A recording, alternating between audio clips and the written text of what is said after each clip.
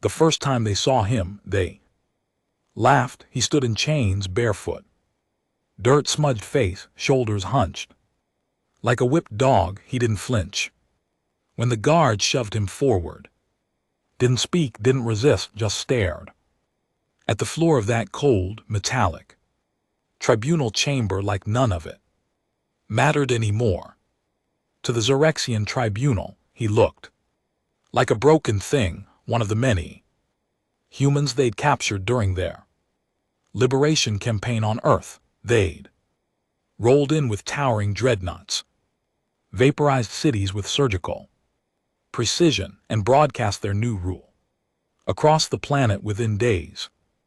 Resistance was crushed, diplomat slaughtered, and any survivors, especially those who fought, were taken as prisoners for study, interrogation, or sport. He was one of those, a soldier apparently. No rank insignia remained on his ragged uniform. No name tag, just a number inked onto his arm by his captors, 73K7. That's what they called him now, the Tribunal Lord, an overgrown insect with a voice like splintering glass, leaned forward from its perch. Humans, speak, identify yourself and your role during the Earth insurgency. Silence. The guard stiffened, one moved to raise a stun rod, but the tribunal waved him off. It was curious. You are defiant, fascinating. You have no weapons, no allies. Your world is ash beneath our fleets. Still you refused to speak. The human's eyes slowly lifted. They weren't the eyes of a broken man, not anymore. They were hollow, yes, but not from despair, from calculation. Quiet rage lived behind those eyes. Not hot and impulsive, but cold, waiting. Like the ocean before a storm. The tribunal clicked impatiently. Why do your kind not scream like the others? Why do your soldiers die with silence? The man smiled. It wasn't friendly.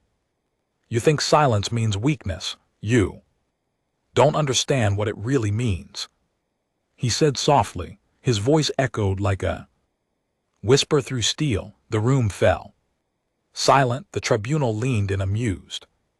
Then enlighten us, ape. The man looked up fully now, chin high, shoulders back. Not hunched anymore, because the second we start talking, you start dying. That moment froze the room. Then a sound, a faint crack like metal creaking. Under pressure, the lights flickered. The temperature dropped. A faint humming started to vibrate through the floor beneath them. What is the tribunal began. The man closed his eyes, breathed in. Slow. They think we're weak because we bleed. Easy. Because we don't have claws or plasma in our veins, because our world burned fast. But they don't understand what they took when they came. He opened his eyes again. You took my brother. You bombed my city. You buried my team in a trench and called it a necessary cleansing. A sudden blare of alarms shattered the air. Red lights flashed, warning. Security breach, cell block Gamma. Breached, unauthorized atmospheric vent. Detected, hull pressure compromised. The tribunal screamed, what have you done? The man stood straight, arms still in chains. You studied our weapons. You broke our code. You thought you saw everything. He smiled again, wider this time. You never looked at what silence hides. The floor beneath the chamber ruptured as an explosion tore through the lower decks. The shockwave blew guards backward. The man barely moved. He stepped forward. Once, 2 steps toward the screaming tribunal. Your kind never asked why we go quiet. When we suffer, it's not because we surrender. He looked into the insectoid's panicked eyes. It's because we wait, we plan, and then We hit back so hard silence becomes the last thing you hear. Another explosion, the chamber's walls cracked open, exposing the black void beyond. But the man didn't fall. He stood at the edge of chaos like he belonged there. And the tribunal, it died knowing one final truth about humanity. They weren't silent because they were broken. They were silent because they were loading the gun. The tribunal chamber split like a cracked egg, its reinforced walls groaning against the explosive force ripping through the belly of the ship. Vacuum pulled at everything, metal screamed.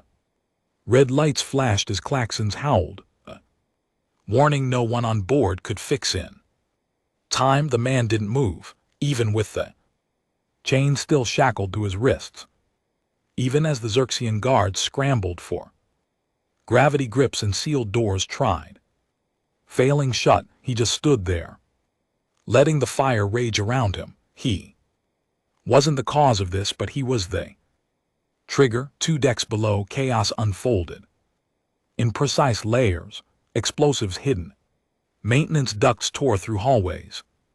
Like shrapnel serpents, security bots were fried with EMP bursts before they could boot.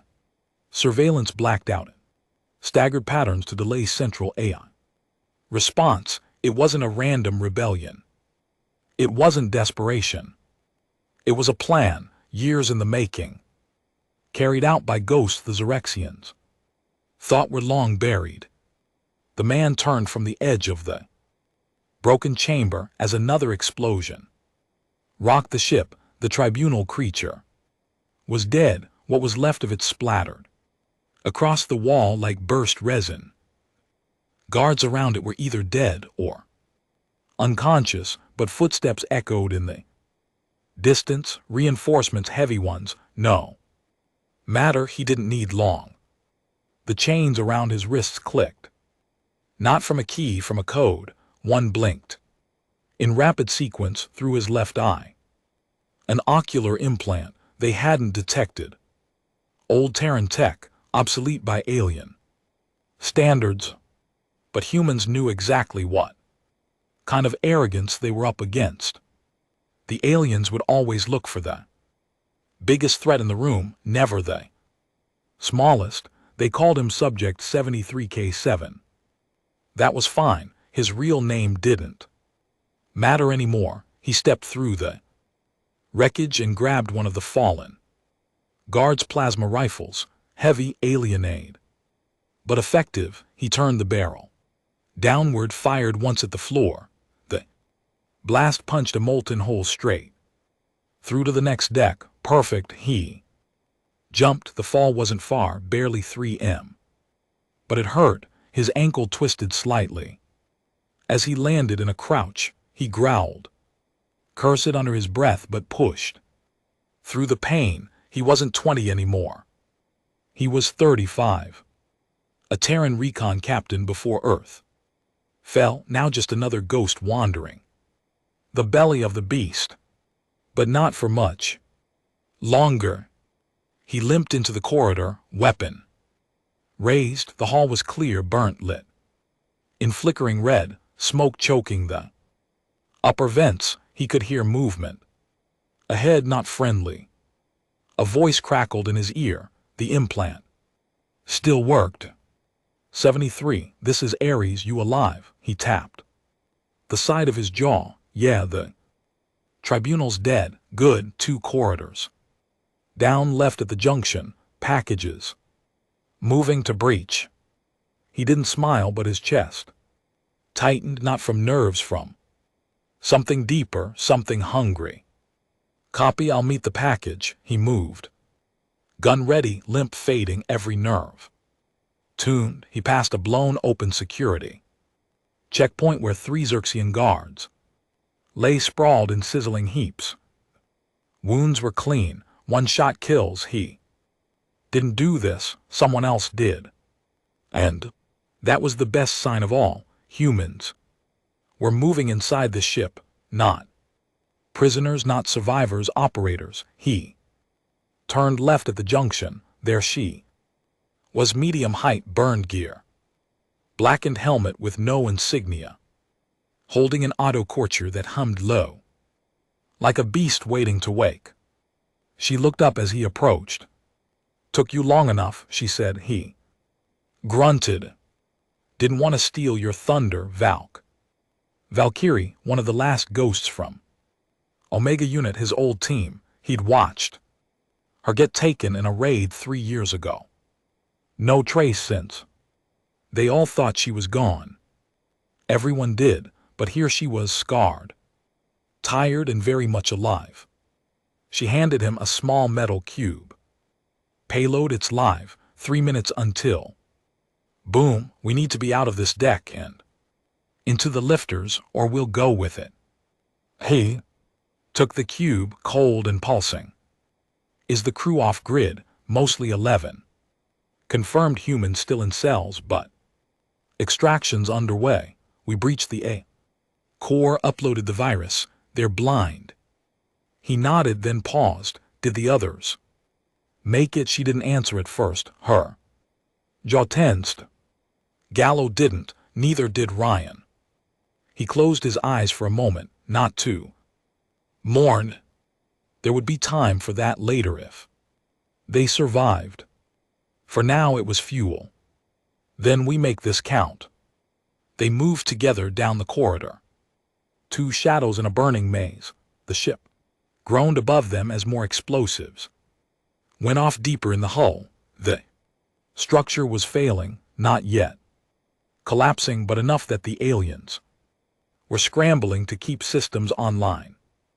They'd underestimated how deep the virus had spread. It wasn't just a hack.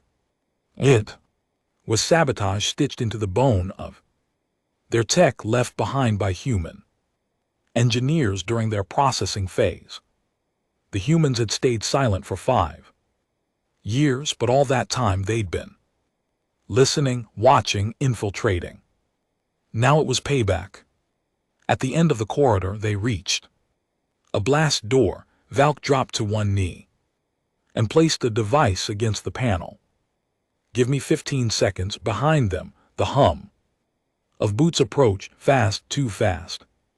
They were being hunted. "Make it 10, he said. She worked, fast hands, grease-covered fingers dancing across alien circuitry like she was born for it. Doors open. "Go." The metal slab slid aside and they pushed through into the lift bay. A small transport, barely a dozen seats, sat waiting on a launch track. It wasn't built for atmospheric re-entry, but it didn't have to be. It just had to get them to the edge. They boarded. Valk slid into the pilot's chair. He took the gunner seat. Another voice crackled over comms. Male low, guttural. "This is Operator Thorne, Xville 1. Breached 10 souls outbound. Clear the path." He responded, acknowledged. "Detonator in place. 2 minutes to critical." The transport engine spun to life with a shriek. Metal shutters peeled open above them. Then the aliens arrived. Squad of Xerexian warriors stormed the bay, hissing commands, their weapons glowing with heat. Valk shouted, "Brace." He opened fire. The plasma rifle roared, painting the air in white hot bursts. The first alien dropped, then another. But they were fast, coordinated, not the usual patrol squad. These were elite. Return fire slammed into the transport side, denting metal and scorching panels. Sparks flew. One shot missed his head by inches. He ducked, rolled, came up firing. Valk pulled the transport out of dock just as the last few bolts scorched the floor. Then they were free. The ship burst into the open space lane between docking bays. The Xerexian mothership was massive, long, but it was bleeding. Smoke vented from a dozen wounds. Escape pods launched in panic from all directions. He glanced at the cube in his hand. 30 seconds, get us clear, he barked. Trying their jamming nav. No time, he switched to manual override. Punch the engines. Falk didn't argue. She knew the look in his eyes. She shoved the throttle forward.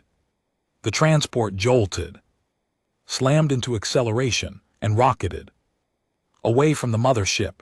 Then the cube in his hand blinked red once, twice. Boom! The explosion wasn't loud in space, but they saw it. The Zorexian mothership imploded from the center, fire blooming in an orange-red halo as its core detonated. Decks folded inward, support beams crumpled like wet paper, escape pods nearby were caught in the blast wave and vaporized. The ship didn't just break. It vanished, he exhaled. Long, heavy, not relief. Not victory, just one step closer. They drifted in silence for a moment as stars reappeared beyond the smoke. Valk looked over at him. You think it's enough? He didn't answer at first, just stared into the fire behind them. No, he said. But it's a start. The comm crackled again. All squads report. Mission complete. Casualties confirmed. Tribunal asset destroyed. He pressed the comm. This is 73K7. Objective complete. Request rendezvous coordinates. A pause, then acknowledged. Uploading. Now he leaned back in the seat, closed his eyes. They had survived. But this was just one ship, one tribunal. The war wasn't over. It had just begun. The transport's hull groaned as it passed through the dense ring of planetary debris, broken satellites, crushed freighters, fragments of a once thriving Terran orbital defense grid. Ghosts floating silently above the Earth they once protected. The stars beyond blinked through the wreckage like cold eyes watching. The silence inside the cockpit was heavier. Valk sat rigid in the pilot's chair, adjusting course based on the nav data beamed from there. Rendezvous contact. Her jaw was locked, her knuckles white on the control stick. She hadn't spoken since they left the ruins of the Zorexian ship behind. He hadn't either, not out of awkwardness or tension. Silence between soldiers like them wasn't a void, it was memory. It was understanding. He stared at the view. Out the side port, Earth was visible, now rising like a scarred orb. What used to be blue was now ash-gray in most regions. Forests burned in patches. The ocean was still vast, but darker, mudded with ruin. Fires still flickered. Across continents, wars the news feeds no longer covered, not because they ended, but because there was no one left to report them. When the Zorexians had come, they didn't demand surrender. They harvested humanity. Their empire didn't want diplomats. It wanted labor, flesh, obedience. Humans didn't bend, so the aliens broke everything. He had watched entire cities swallowed in fire, watched his squad die screaming through collapsed comms, bleeding out in ruined outposts. He remembered digging through rubble with bare hands, searching for someone, anyone who made it. Sometimes he found pieces, other times he found nothing at all. The radio buzzed. Approaching Bastion 4, prepare for atmospheric entry. He reached forward and flipped the shield switches. The hull would hold barely, but the pressure from re-entry would still feel like hell. Brace, Valk said, her voice. He grabbed the side railing. The ship tilted, began descent. The front window flared white as friction ate at the outer plating. The whole structure shuddered like a wounded animal. They'd barely cleared the top layer of Earth's Sky when an alert beeped. Missile lock. Valk cursed under her breath. We've been tagged. No ID doesn't match. Any of ours, not a surprise. Locals. Probably think we're another Xyrex drop. Pod. Yeah, well, they're about to find out. Different.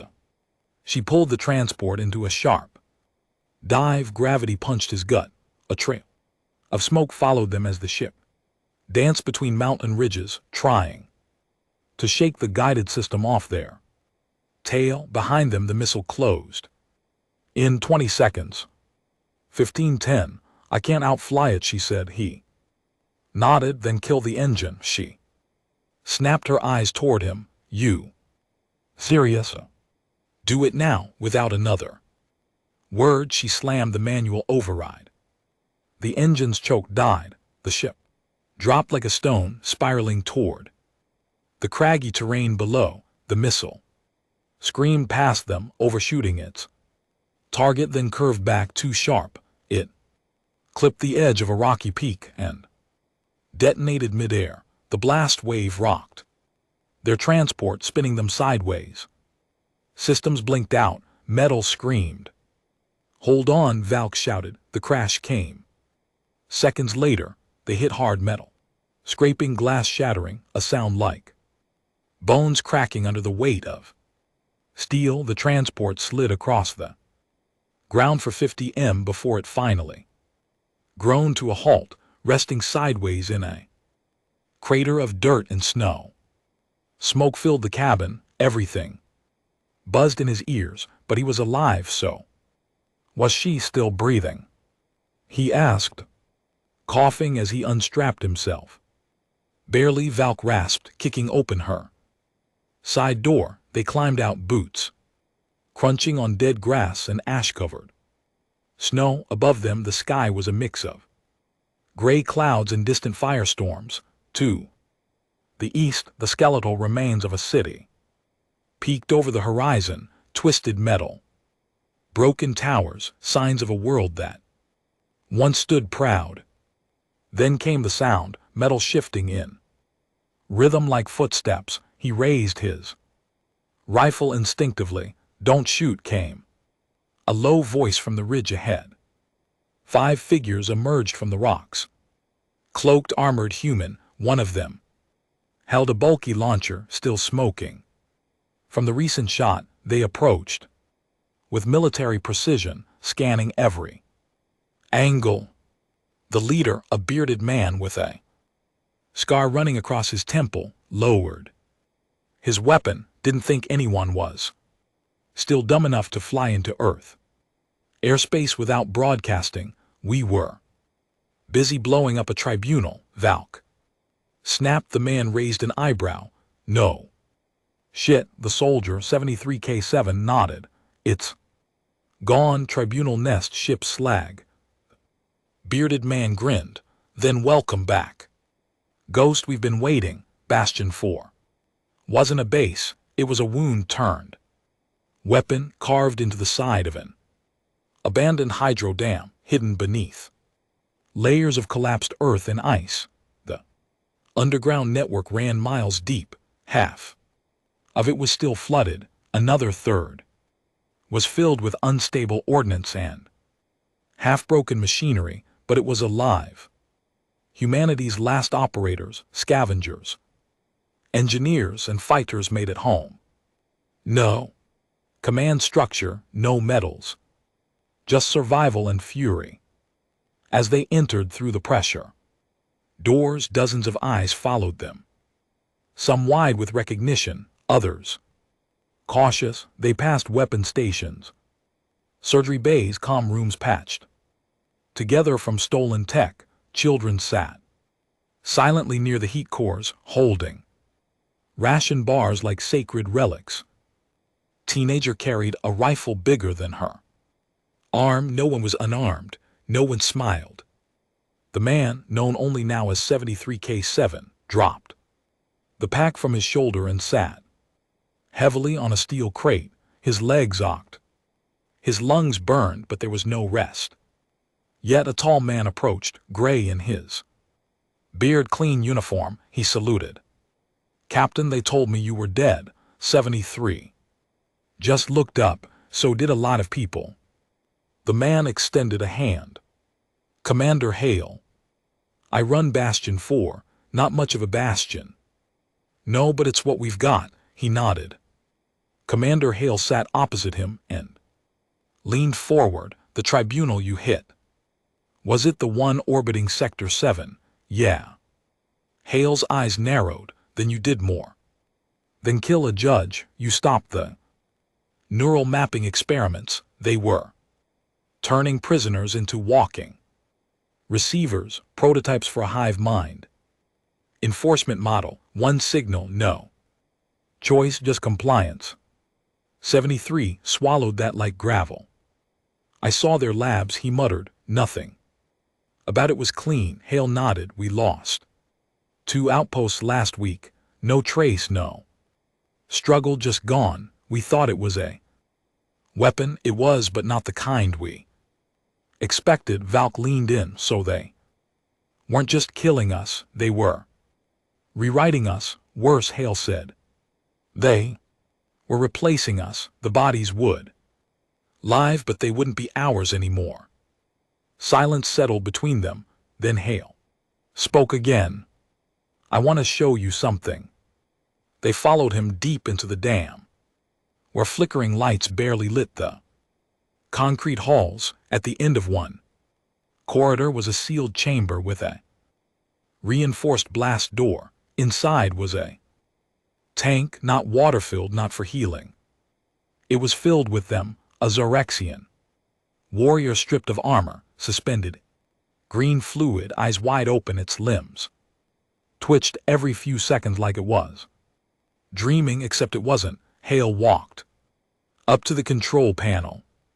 This one was captured during the raid on Bastion 2. We didn't kill it, we linked it. 73 frowned. Explain. Hale tapped a screen. It showed data streams, neural maps, flickering brainwave charts. We wired this one into a human consciousness system, one of ours. Volunteered, old world tech, dangerous but effective. Why? To see what it saw, to understand how they think, why they came, what they want. And Hale looked at him. They don't want to rule us, they want to erase us. Not out of hate, not even out of fear.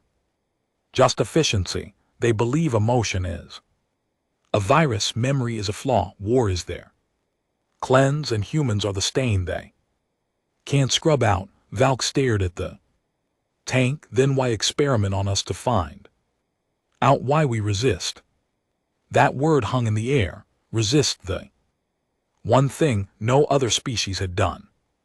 73K7 turned toward Hale. So what now? Hale's voice dropped lower. We don't win by matching their power.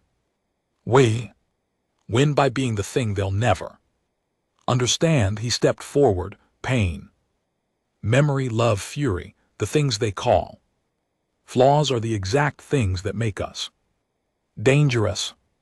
73 looked at the tank again. The alien inside twitched once more. It wasn't dreaming. It was learning. And so were they. The war room inside Bastion 4 was a patchwork of old Earth tech and alien salvage. Half the monitors had cracked corners or glitching feeds, and the main table was just a sheet of scorched titanium bolted to the floor. But it worked. It had to. Around it stood 6 people, all armed, all scarred. 73K7, still in the same scorched boots he'd worn on the Zorexian ship, leaned on the table with both hands. He'd been quiet for minutes now, eyes locked on the live satellite map, one of the last still orbiting Earth. What it showed was chaos, entire sectors dark, alien ships still hovering over major ruins, drone paths, supply routes, landing patterns. He studied it like a hunter studying wounded predator, because that's what Earth was now. A wounded predator. Hale pointed to a red dot blinking over. South America, this one's next, weave. Intercepted chatter, another tribunal. Convoy scheduled to land in 2 days, full. Enforcement fleet, they're moving fast. More aggressive than ever, Valk pacing. Behind them snorted, because we hit one. Of their heads, now the others are. Scrambling to keep the lie alive, Hale nodded grimly. Exactly, and they'll make examples of the survivors. No trials, no labor. Camps just fire. 73 didn't blink. How many do we have? Left across all bastions, Hale asked. No. Fighters, Hale hesitated. 247, maybe. Less if we count the injured. Silence, the map blinked again. The red dot pulsed. That was Earth now, a heartbeat of a dying planet. Valk folded her arms, then we hit them. First, Hale raised an eyebrow. You want to strike before they land. We've always waited until they set up. Camp, she said, that's the mistake. We let them settle in, build shields. Deploy drones, we wait until the noose tightens, then we try to cut it, she looked at 73. This time we strike while they're still in the air. Hale frowned. We don't have the weaponry. For that, those ships are shielded. Anti-air systems won't scratch them. Number 73 finally said, his voice low. But we don't need weapons. Hale stared at him. What do you mean, we don't hit their ships, we hit their faith? The plan was suicide on paper. That's how he knew it was right. Most of the Bastion's operatives had been pulled in for briefing. No civilians, just killers, just those who'd already lost enough to be willing to die again. He stood at the front of the hollow out chamber and faced them. This isn't a rescue mission, he began. It's not defense. This is the first real strike. No one moved, he continued. We're not going to take back Earth, not yet. That's a fantasy. What we're doing is sending a message, not just to them but to ourselves. A few nods, we'll intercept their tribunal convoy mid-descent. We'll disable the command ship's core, not with missiles, with people, our people, on board inside. He held up a small chip. This is a key fragment from the virus we uploaded on the last tribunal ship. Modified it. Won't crash their systems, it'll open them. Valk stepped forward. They'll think they're running secure, but the second we plug this in, they'll be vulnerable from the inside out. Someone in the crowd spoke up. How do we get in? 73's eyes didn't waver. We surrender. Murmurs, frowns, but not confusion, just the sharp scent of something ancient. Trust no longer needed. They launched and scavenged. Shuttles stripped down, dented slow, meant to look like desperate survivor. Pods fleeing failed outposts. Exactly what the Zarexians would expect. Exactly what they would ignore. The tribunal ships always had the same arrogance. They collected humans like ants, herded them into holding pens, made them kneel, made them watch. The aliens didn't fear another uprising, not since the first one ended in fire, but they didn't realize something vital. That first uprising was the warm-up. 73 sat inside the cramped shuttle. 7 others, no names, just code names.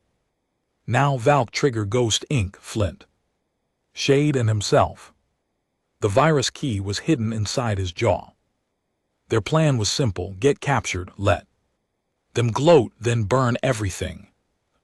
Shuttle was captured midair by magnetic locks from the tribunal carrier, an enormous vessel shaped like a crescent, blade drifting just below the stratosphere.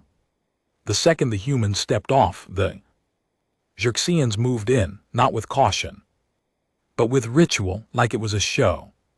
One by one the humans were scanned, tagged, and bound. 73 felt the cold slap of the stun cuff as it clamped to his wrists. Familiar sensation. They didn't gag him. This time, that would have been smarter. The guards hissed in their native tongue, clicking jaws and spitting condescension. Their eyes passed over the humans like someone inspecting fruit before harvest. Another shipment of worms, one said. I'll go to deck 12 for memory purge. Check for implants. They scanned again. No alerts. The chip in 73's jaw was dormant, undetectable. The guards laughed. Fools. They were led down into the belly of the ship. Corridors were clean, clinical, the opposite of Earth's grime and blood. That's how the aliens liked it, sterile, controlled. But even the cleanest halls bleed when you rip deep enough. They were shoved into a holding cell. No walls, just energy fields that shimmered faintly. Then the guards left. Valk was the first to speak. Showtime. 73 nodded. He turned toward Flint, who was the smallest of them, a former infiltration specialist. She knelt beside him and placed a tiny probe against his jawline. He winced. The chip activated. A faint vibration spread through his skull. Then the lights above them flickered once, twice. Valk leaned toward the field wall and whispered something. The barrier shimmered, pulsed, and dropped. They were loose, but the real war hadn't begun yet. They didn't run toward escape pods. That's what the guards expected. Instead, they climbed upward 2 decks, through access vents and crawl tunnels lined with heat exchangers. They knew the path, knew the layout. Every tribunal ship followed a similar blueprint. That arrogance again. The virus had already begun spreading through the lower systems. Artificial lighting dimmed, doors opened too slowly. Internal sensors glitched. By the time they reached the command nexus, the Xerxians were already panicking. Sirens screamed in alien tones. Guards barked conflicting orders. Power flickered. That's when the team made their move. Explosives went off across 4 decks. Not large, not damaging, but loud, flashing chaos, distraction. In the chaos, 73 stepped into the command deck with Valk and Ghost. They gunned down the first squad of officers in 5 seconds. Quick, clean kills. No mercy. He moved to the core terminal, plugged in the second chip, and said the words, "Welcome to hell." The virus took 10 seconds to begin, 40 to overtake core systems, and by 1 minute, the tribunal ship turned against itself. Doors sealed, power rerouted, gravity failed. Lights died. In every chamber, screens lit up with a human face, not a soldier, not a leader, a child, one of the many the tribunal had killed during their purge. A recording from Earth's last news broadcast. A little girl in pigtails holding a teddy bear standing in front of a bombed school. The virus used her face for one reason, because they'd forgotten who they hurt, and humanity would never let them forget. Again, in the end, the ship didn't explode. That would have been mercy. Instead, it drifted, dead and blind, back toward Earth. It landed in flames, yes, but not as wreckage, as a message. Massive burning symbol carved into the ground beside the crash. A simple word, one the Xerxians had never feared before. Remember back at Bastion 4, 73 stood watching the smoke rise on the horizon. Ash fell like snow. His armor was cracked, blood dried into the seams. His knuckles bruised, but his eyes burned. Hale approached him slowly. You know what this means, right? 73 nodded. They won't ignore us now. They'll retaliate. Let them. Hale hesitated. Why? 73 turned toward him because he needed to say it out loud, because it needed to hurt, because pain is the only thing they respect. The retaliation came faster than expected. They didn't wait for dawn. The sky lit up before midnight, fire streaking from the upper atmosphere like a rain of vengeance. Satellites were ripped apart, crumbling in bright red arcs over the northern hemisphere. The Xerxians weren't subtle anymore. Bastion 4 felt it before they saw it. The ground trembled, not from a blast, but from movement. The kind of pressure that made your bones rattle deep, ancient, like something enormous had woken.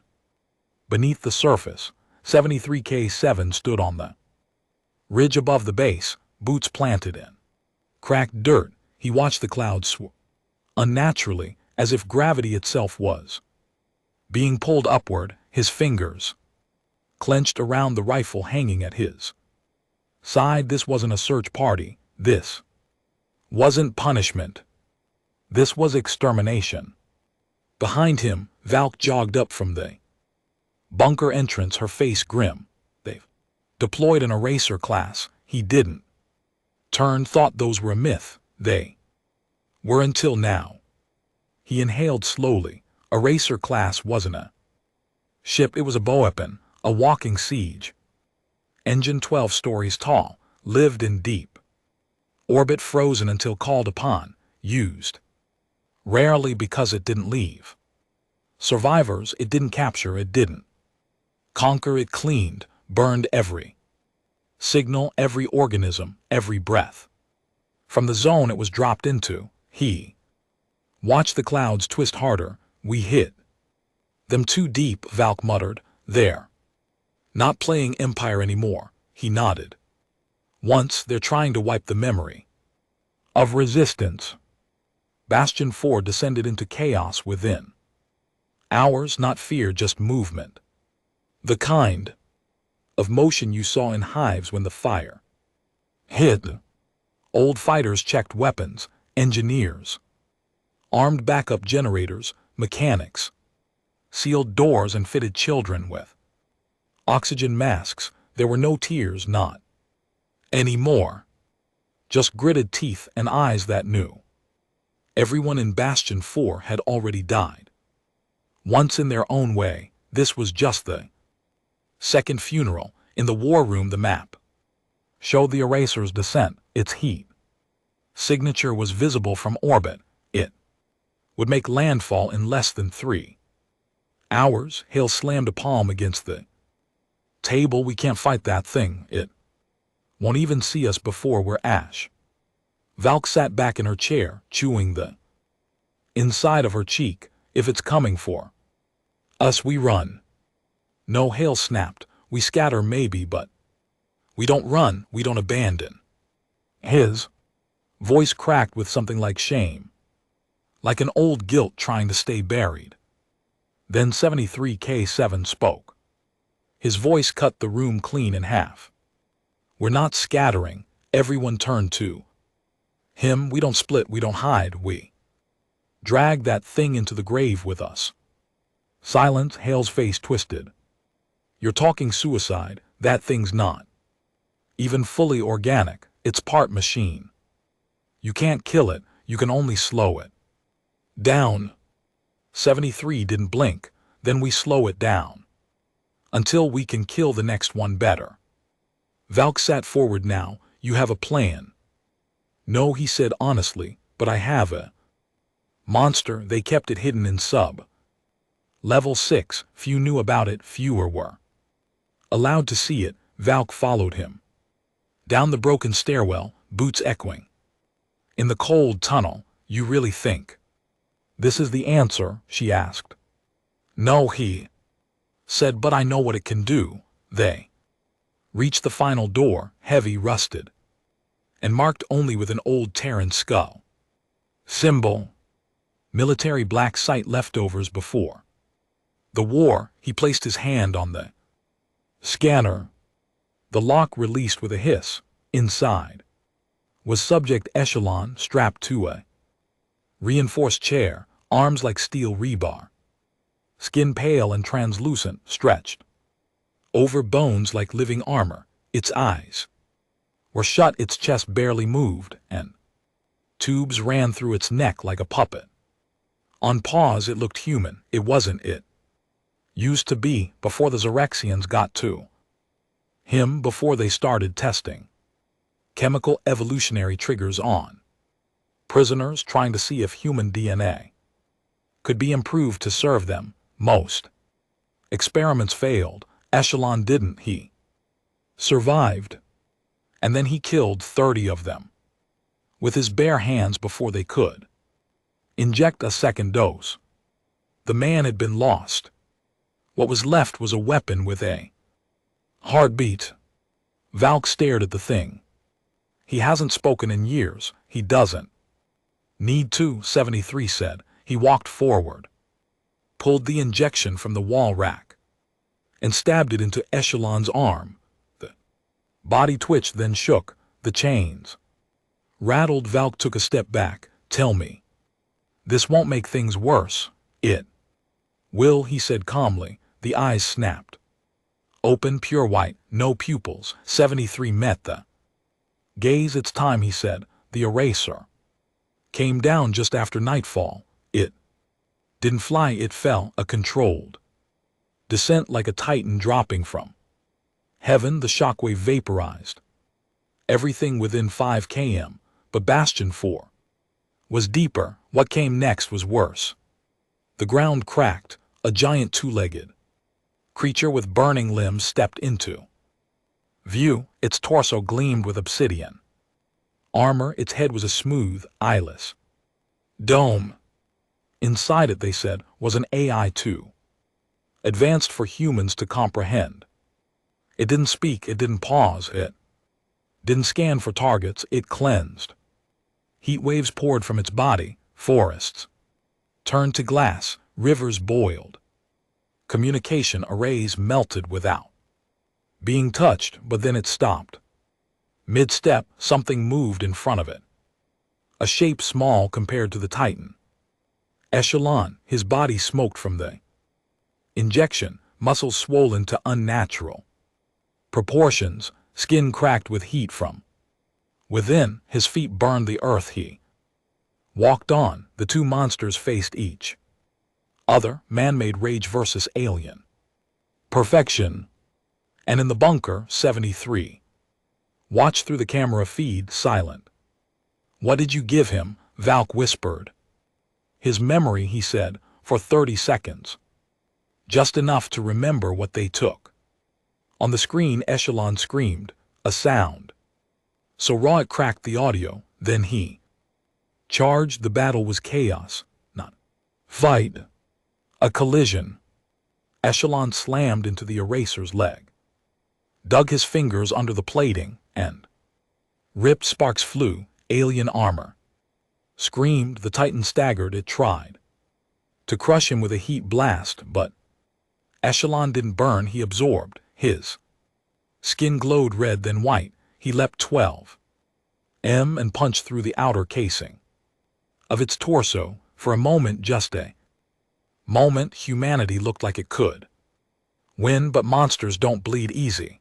The eraser recalibrated, lashed out with a limb like a whip. It caught Echelon midair, smashed him into the ground hard, enough to crater the earth. He didn't move. Then the eraser began its purge. Its chest opened, revealing a core glowing with unstable plasma, a weapon designed not to strike but to erase. Everyone watching knew if it went off, the valley would vanish. So would Bastion 4. 73K7 stood up from the console. What are you doing? Valk asked. I'm finishing it. He walked toward the exit without looking back. He reached the battlefield alone. The heat burned his skin. The light was blinding, but he Didn't stop, he climbed the ridge. A racer turned, noticing him. It was ready to fire, but he didn't care. He held up the last chip, the virus's final strain. A fail-safe not for ships, for biotech. The virus wasn't digital anymore. It was neurological, a weapon made from human grief encoded in pain triggered by memory. He jammed it into the remote beacon and whispered, "Remember us." Sky went silent, then collapsed.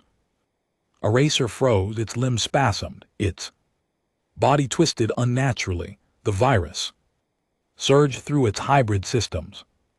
Memories it couldn't process, pain it didn't recognize, screams of every human it had killed echoed back into its neural shell. It couldn't understand, it couldn't fight it, so it shut down. Echelon stood. He moved slowly to the husk of the eraser and punched once. The core cracked, then exploded. Bastion 4 survived. Barely, but the eraser didn't, and neither did Echelon. They buried what was left of him in a field that still smoldered. No marker, no speeches, just a name carved into metal. A name he hadn't remembered in years. Read back. In the bunker, Valk sat with 73. No words, just firelight. After a while, she said, "We won that one." He shook his head slowly. "No, we survived it." She leaned back. "You think they'll send more?" He nodded. "They'll never stop." She turned toward him. "Then why do we keep fighting?" His answer was quiet, because it came from the place that hurt most. Because if we don't, no one will remember we were ever here. It didn't take long for the celebration to rot. At first there were cheers, relief, even a few laughs, the kind of manic joy that comes only when you've cheated death by a hair's breadth. They'd survived the eraser. The bastard was dead, torn apart by one of their own, but survival always comes at a cost. And the longer Bastion 4 lived, the more the cracks began to show. 2 days after the battle, power started flickering across the West Wing. Nothing major, just a few outages, but then the food stores were found half empty and the encrypted comms linked to Bastion 2 cut off without warning. Paranoia slithered in through the silence, not because of the power, not because of the missing supplies, because of what wasn't touched. The comm tower was sliced neatly, but the sensor hub next to it, the alien signal interceptor, remained intact. No bombs, no scratches. Someone knew exactly what to break and what to protect. 73 K7 stood in the lower corridor outside the medbay, jaw tight. He hadn't slept. He hadn't needed to. The adrenaline kept him moving, kept his mind cold. Inside the medbay, Valk stood over a wounded technician, barely 20, pale, shaking. Her eyes were locked on 73. Through the glass window, she nodded. Once confirmed, the kid had seen someone sneaking out the night before. Someone with high clearance access. They'd disabled the security cams before entering the comms tower. Only a handful of people could have done that. Someone trusted, someone from inside. The war room felt colder now. No one spoke freely. Even Commander Hale kept his words clipped.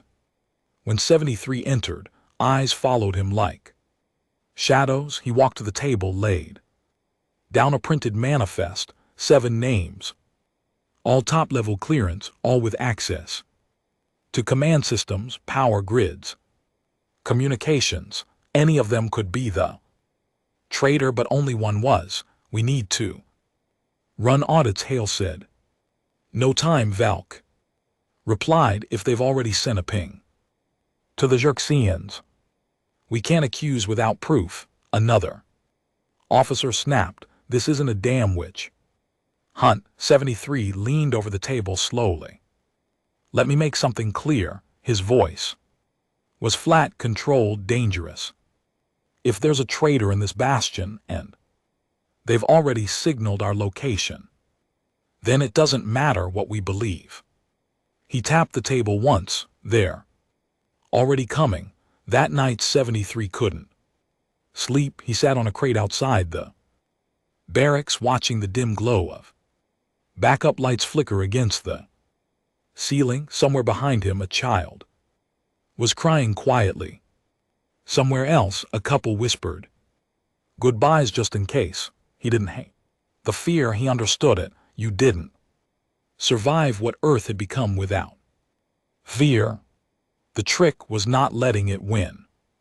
Footsteps approached. Valk sat down beside him, holding two metal cups, one for him, one for herself.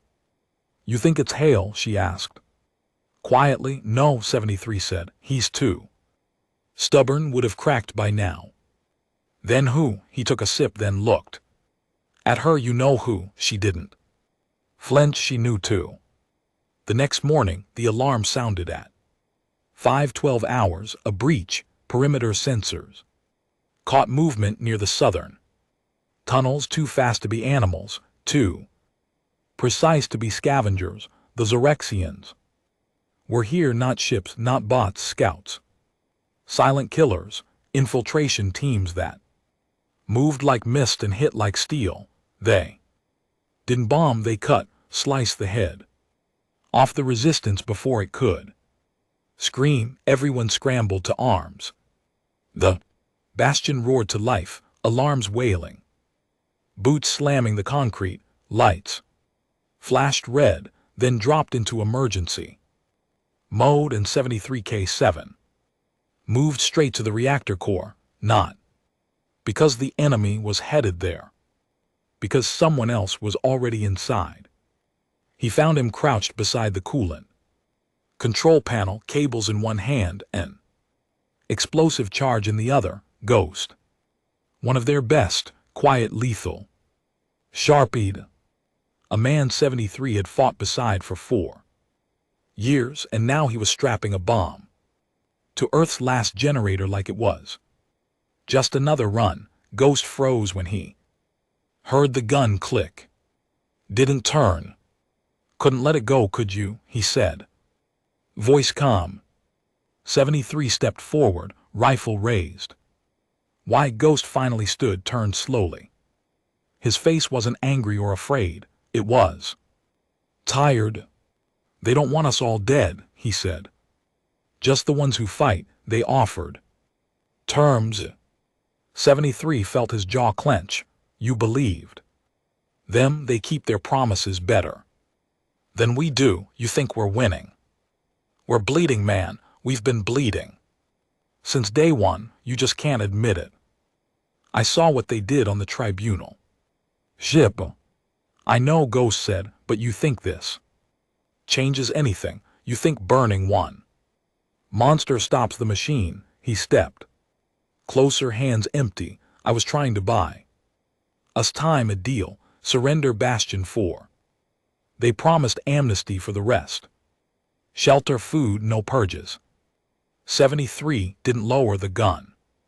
You think they'll keep you alive? They kept me alive. That landed like a knife. It clicked. The earlier attacks, the missed signals, the supplies Ghost had been feeding intel to them for months.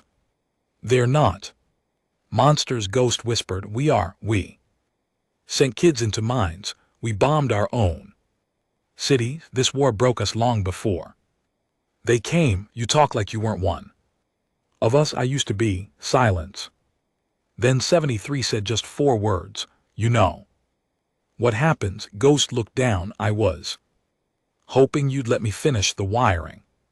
First a beat, then a shot. Fast, clean. Right through the skull. They buried Ghost without honors, not in the earth, but in the logs. His name deleted from all manifest records. His face wiped from every ops archive. He died the way Traitors die alone, the Xerxians. Didn't breach the inner walls, there. Scouts vanished after the first wave. Melted back into the trees, leaving behind nothing but scorch marks and 2 corpses. A warning, the message was clear. We know where you are. And we're waiting. 3 days later, the wind outside Bastion 4 changed. It carried ash again, and this time something else. Static, long-range comms picked up. Bursts of distorted noise, followed by something that hadn't been heard in years. Human voices cracked, warped. Desperate, a signal bouncing from somewhere deep in the southern wastes. Hale didn't want to believe it. It's bait, he said. They're luring us out. 73K7 stared at the screen. No, then. What? He turned slowly. It's the others. Hale frowned. There are no others there. Or now. The signal repeated every 6 hours. Broken words, choked, static, barely audible over the distortion. Requesting extraction, underground. Secured payload, Bastion 0. That last part made 73K7 freeze the first time he heard it. Bastion 0.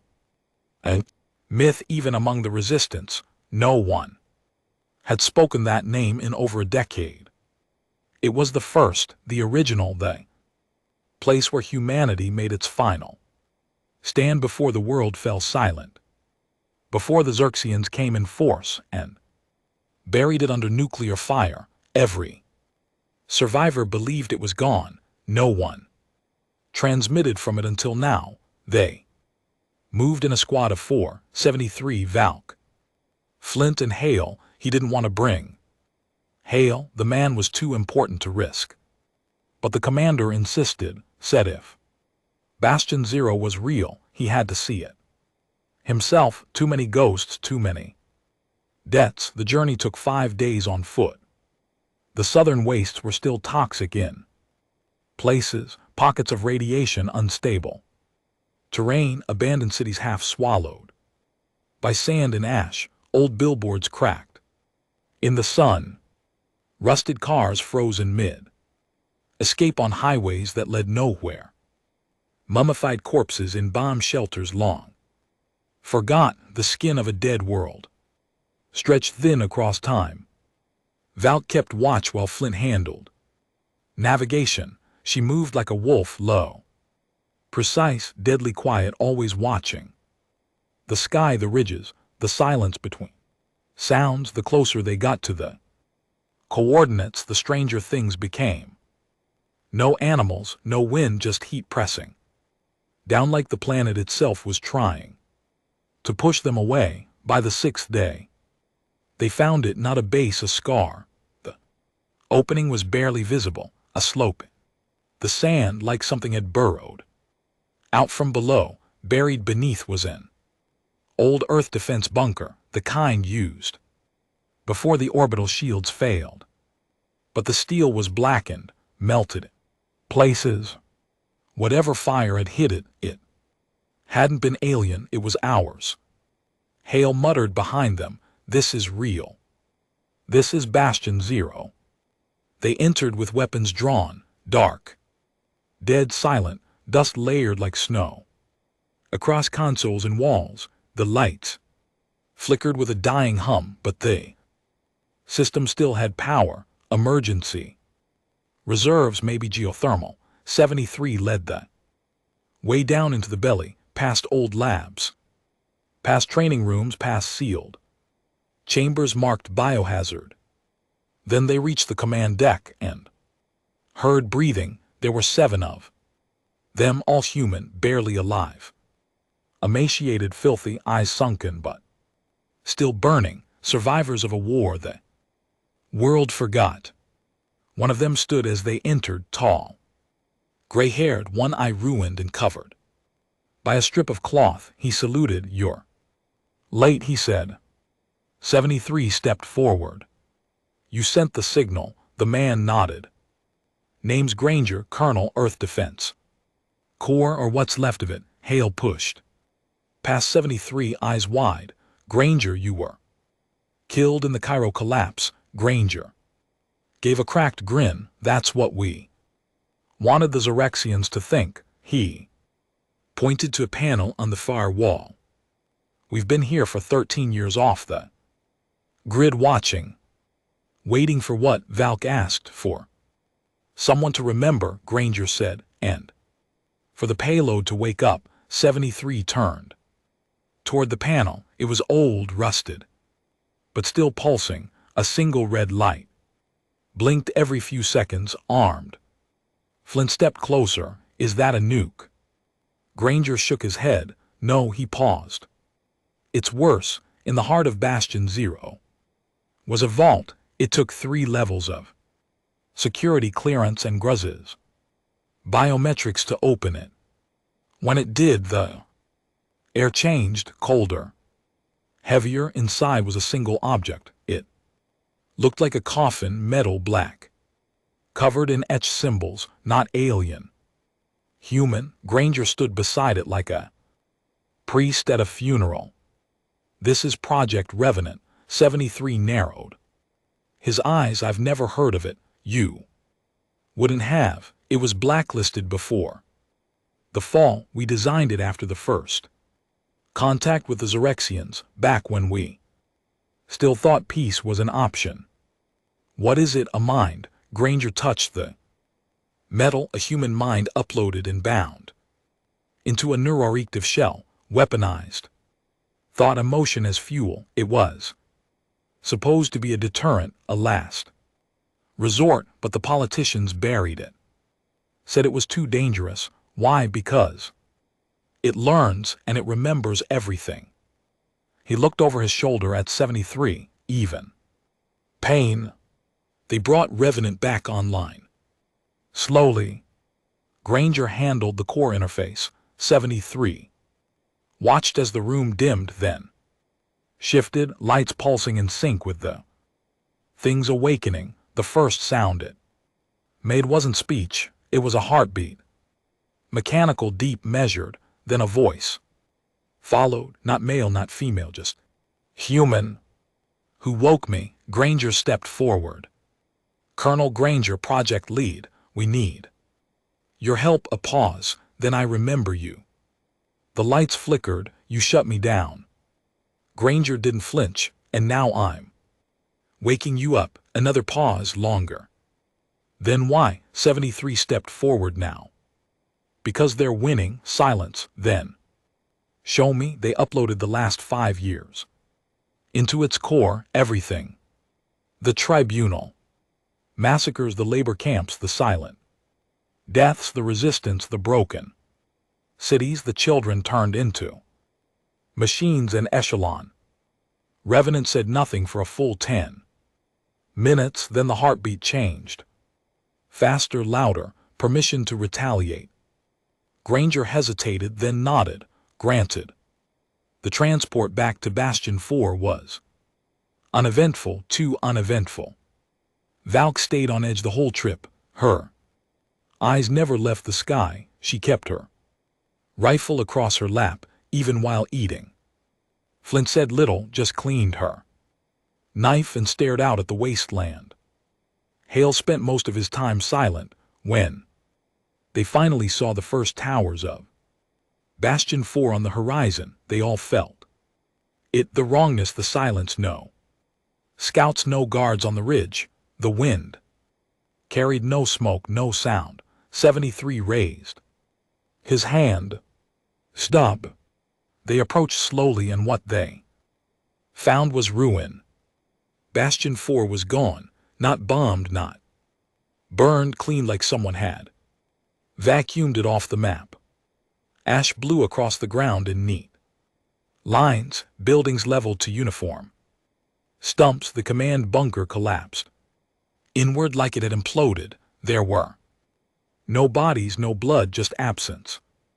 Valk dropped to her knees, staring. Her lips trembled, but no sound came. Flint walked forward into the ruin. She came back 5 minutes later, empty eyes. They took them. 73 clenched his fists. How No one answered. Then Revenant spoke. Through the comm unit, it was them. New ship, a Judge-class vessel, one of the originals. Granger palled. They don't send those unless they expect retaliation. They're scared, Revenant said, and they should be. Back at the edge of the ruin, 73 stood alone, looking out over what used to be home. He didn't cry. There was no point. He'd buried too many people. He looked down at the comm in his hand. Press transmit.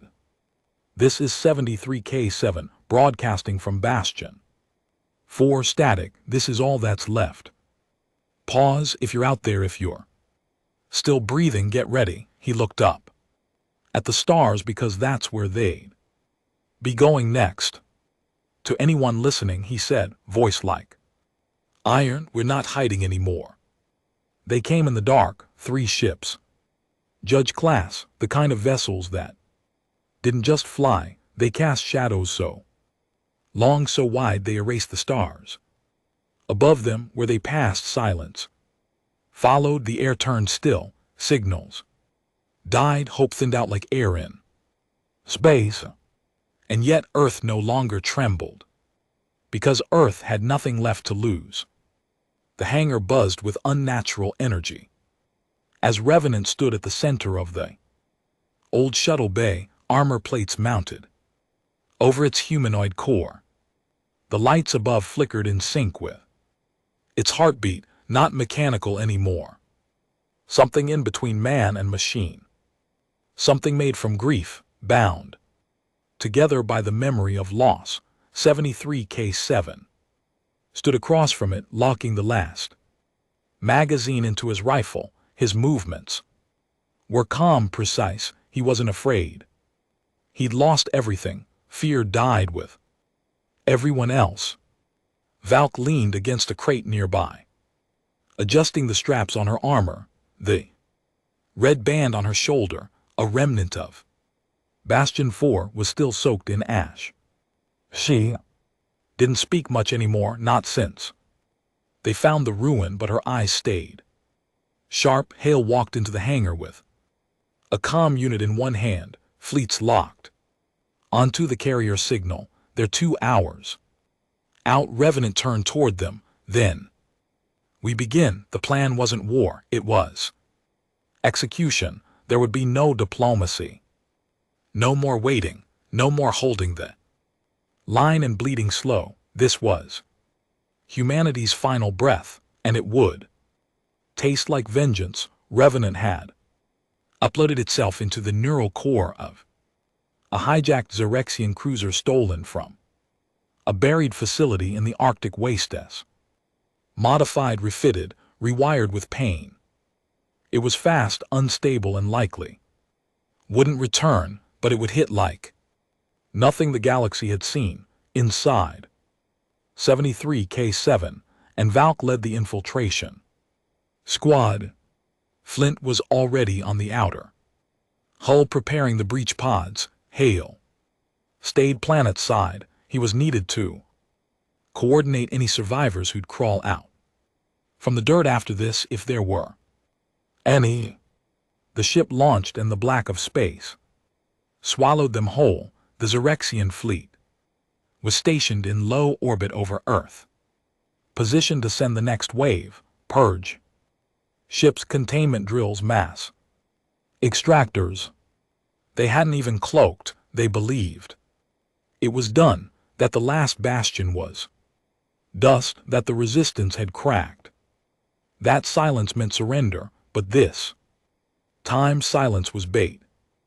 Revenant cut engines just outside detection range. It spoke over the comms. 2 entry vectors: primary direct assault, secondary infection.